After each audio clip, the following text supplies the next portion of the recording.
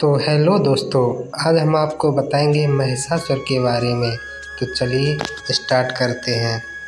एक बार महिषासुर माँ दुर्गा के पास जाता है और कहता है, तुम बहुत सुंदर हो, मेरा प्रेम निमंत्रण स्वीकार करो।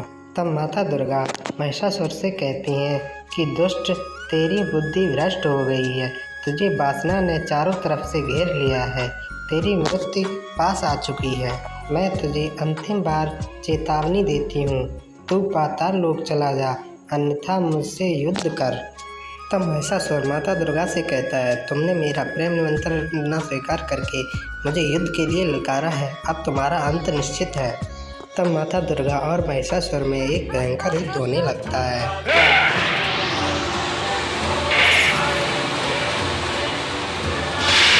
फिर माता दुर्गा अपने बाणों से उसका मुकुट पर वार करती हैं और उसका मुकुट सर से अलग हो जाता है।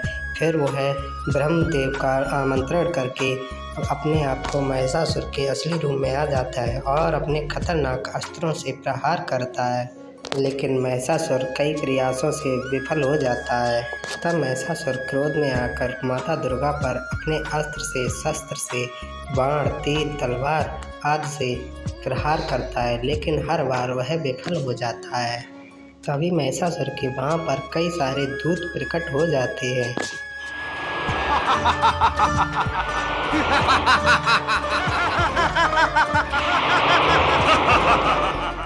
तब एक दूत माता दुर्गा से कहता है, तूने महिषासुर से युद्ध करके बहुत बड़ी भूल की है।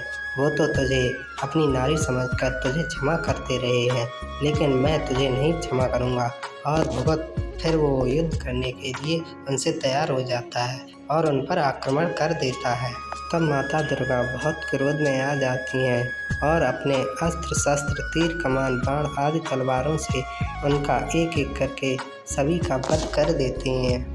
तभी वहाँ पर एक दूत जिसका नाम बिडाल होता है, वो उन पर वार करता है, लेकिन उस बिडाल दैत्य का भी वध हो जाता है।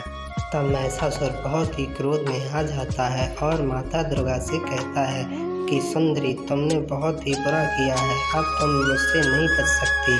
तब माता दुर्गा कहता है, अगर तुझे अपनी मौत का डर है तो अपने साथियों समेत तू पाताल लोक चला जा, मैं तुझे अब भी क्षमा कर। लेकिन महिषासुर अपने एक भयंकर रूप में परिवर्तित हो जाता है, जो कि बहुत ही खतरनाक होता है। तब माता दुर्गा अपने खप्पर से आग निकालती हैं और उसको भस्म कर देती है। महिषासुर अपने तभी महिषासुर दूसरा रूप धारण कर लेता है।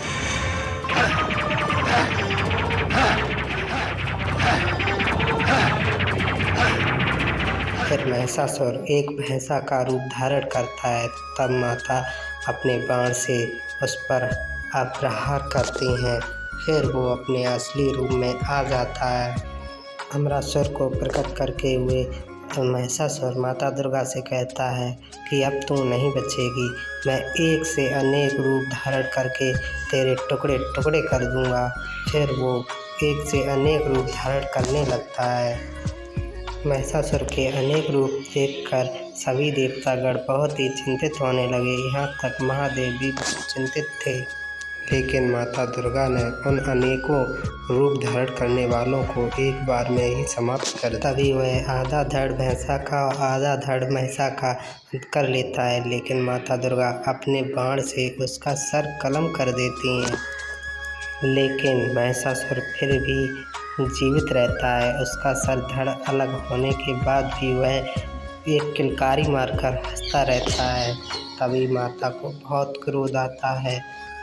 तब माता दुर्गा बहुत क्रोधित होती हैं और वह काली माता का रूप धारण कर लेती हैं, जो बहुत ही भयानक रूप होता है। तब माता दुर्गा उस कटे हुए सर की तरफ बढ़ने लगती हैं और महिषासुर बहुत तेज से किलकारी मारकर हंसता है। काली माता इतनी क्रोधित हो रही थी कि उनकी आंखों में ज्वाला की तरह आग की लपटें निकलने लगीं। अब तो उसका बचना नामुश्किल था। तभी काली माता उसके कटे हुए सर अपने हाथों में पकड़ लेती हैं। तभी सारे देवतागण बहुत ही प्रसन्न होते हैं, लेकिन काली माता बहुत ही भयंकर तांडव करने लगती हैं।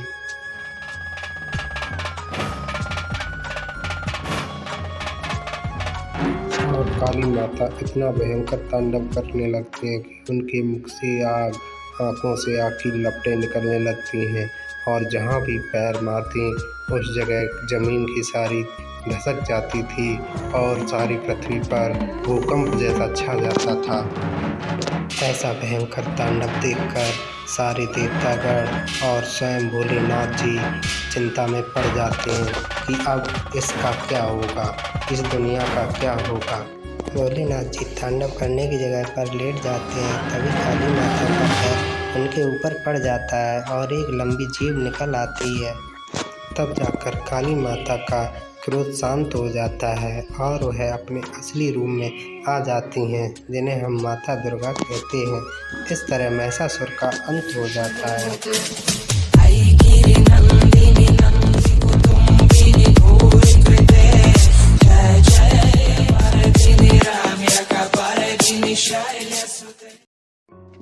तो दोस्तों, ऐसे ही वीडियो देखने के लिए हमारे चैनल को सब्सक्राइब करें और शेयर करें। धन्यवाद।